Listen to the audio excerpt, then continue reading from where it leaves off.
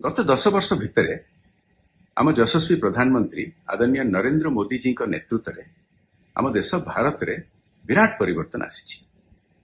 मन पकांतु समय थिला जो कौनसी समस्या रे आम देश अन्य देश मानकर साहाय्य उपरे निर्भर थिला, किंतु सेटा पूरा पूरी भाव में बदली जाइए। एबे कोविड हो किंबा अर्थनैतिक समस्या हो किंबा युद्ध अंचल लोकों को उद्धार करने काम हो, सबु दिगरे अन्य देश मान तुलन में भारत बहु आगे अच्छी। यह पृथ्वी सारा प्रशंसा पाउची एवं एबे जो कौनसी समस्या हेले अन्य देश माने भारत रो साहाय्य मागुछंती एवं मोदी जी को नेतृत्व खोजुछंती।